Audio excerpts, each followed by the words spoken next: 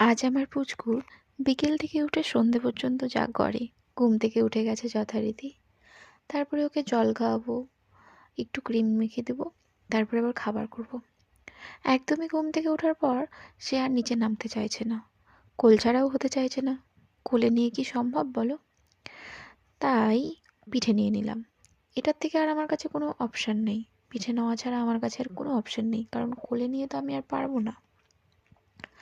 প্রথমে ওকে ঘুম থেকে উঠে জল খাওয়াই, বারে বারেই জল খাওয়াই, কিন্তু ঘুম থেকে উঠে জল খাওয়ানোটা মাস্ট আমার কাছে, কারণ এটার থেকে বেটার অপশন আর কিছু হতে পারে না।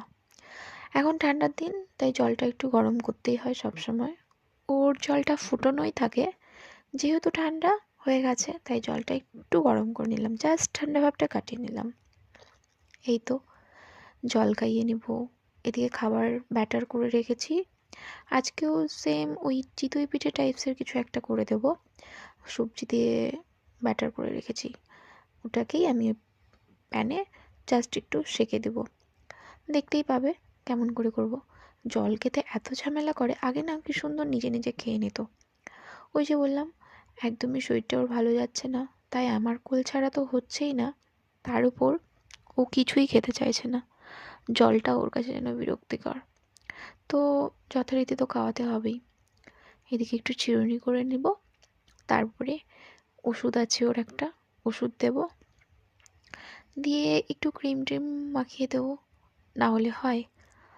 আজকে একটু তাড়াহুড়োও ছিল না, ও যথারীতি ভালোভাবেই ঘুমিয়েছে। তাও ঘুমের ঘরে 2-3 বার উঠেছে। কী যে হয়, ঘুমটাও ঘুমোতে চায় না ঠিক করে। তার মধ্যে আজকে ঘুম থেকে উঠে পটিও করেছে মহারাজ। এই যে ব্যাটারটা করেও রেখেছি, একদম প্যানে জাস্ট প্যানটাতে তেল ব্রাশ করে নিয়েছি। এই যে এইভাবে চিতই পিঠের মতো করে নেব।